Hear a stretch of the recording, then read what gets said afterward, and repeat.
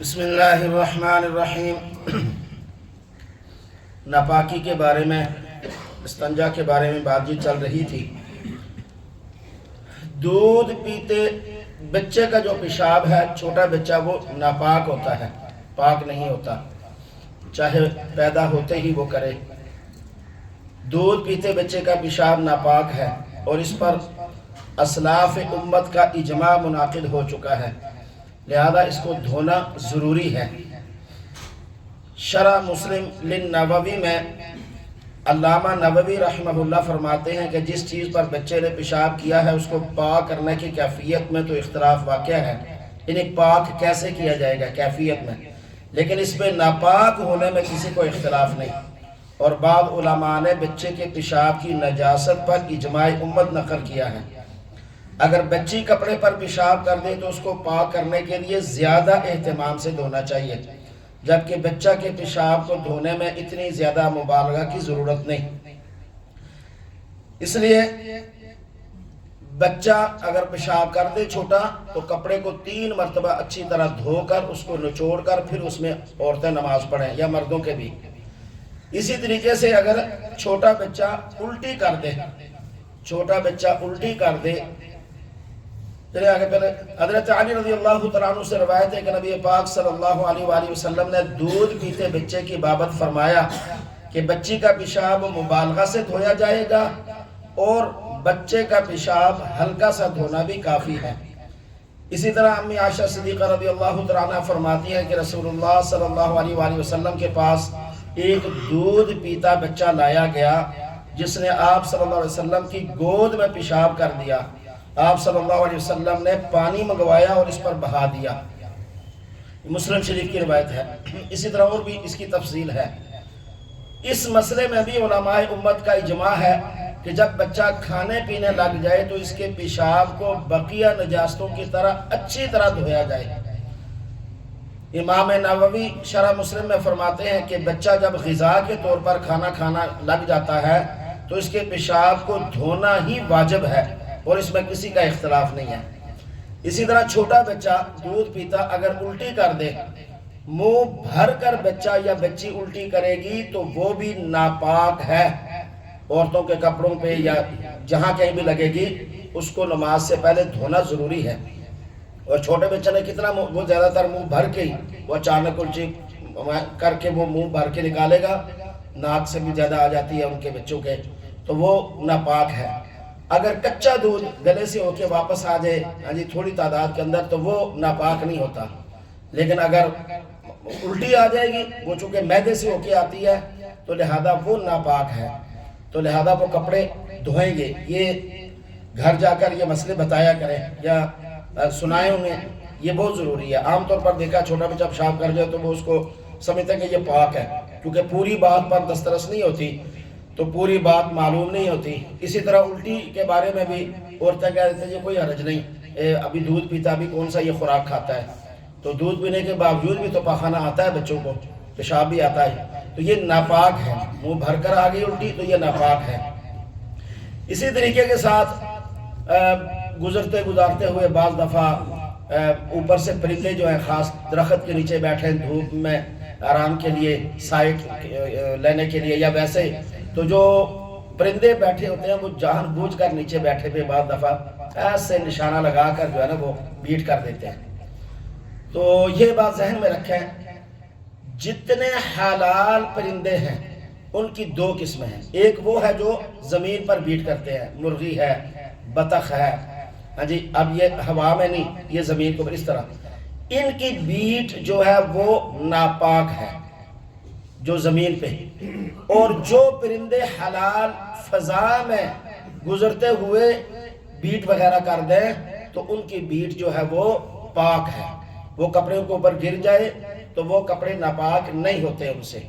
حلال چڑیا ہے، کگی جس کو کہتے ہیں وہ ہے، یا اس طرح کے جتنے بھی ہیں حضرات سمجھتے ہیں یہ پاک ہے، یہ ناپاک نہیں ہوتی، اس سے کپڑے خراب نہیں ہوتے۔ وہ پرندے جو یعنی حلال نہیں ہیں، حرام ہیں، ان کی بیٹ بھی ناپاک ہے، ان کی جیسے گدھ ہے یا اسی طرح کوے کی 2-3 صورتیں ہیں۔